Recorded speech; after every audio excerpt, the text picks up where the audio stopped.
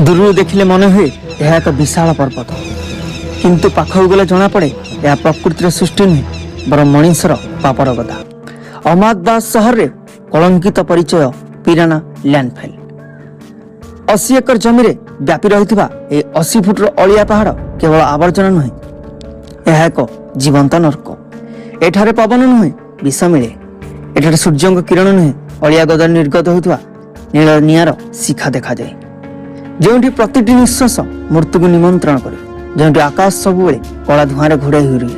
आज आम देखा पिरान रही भयंकर कहानी, जहाँ शुणिले आपण लोम टांकुरी उठिब, कारण यह एक सहर विकास ना विनाशर आरंभ।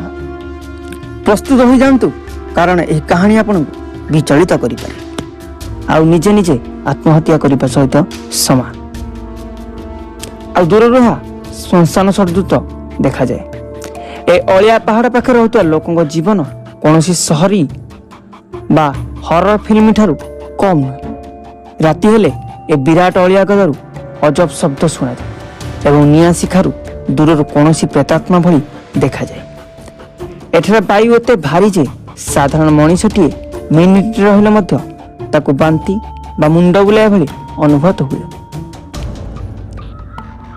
यह एक भयंकर कहानी कहर सबुठारु बड़ कारण हेउची एठाकार रोग।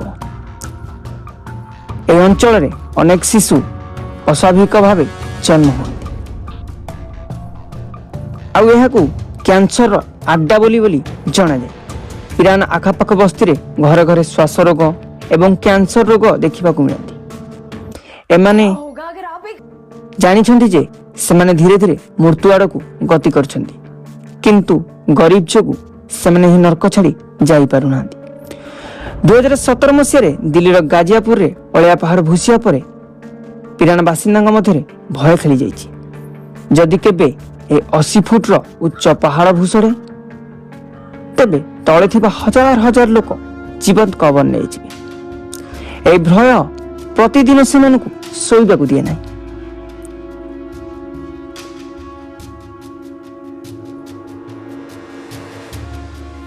ए पिराना लैंडफिल केवल एक कहानी नुहे, यह एक प्रदूषण और मानवीय संघर्षर एक बड़ प्रतीक। यह मध्य गुजरात माउंट एवरेस्ट बोली लोक कहती।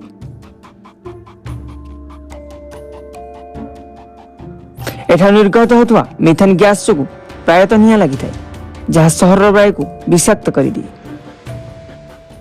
या पाखे रहता लोक हजार हजार लोक श्वासक्रिया जनित रोग जमीक चर्म रोग एवं कैंसर भली भयंकर व्याधिर शिकार हुंती।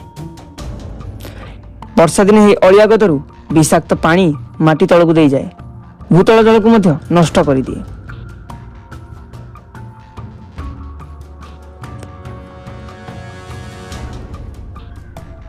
किंतु आज भी एमिति एक भयंकर कहानी आम भारत में लुचि रही, जहाँ आमको जना नहीं, किंतु एठा रहुवा लोक मान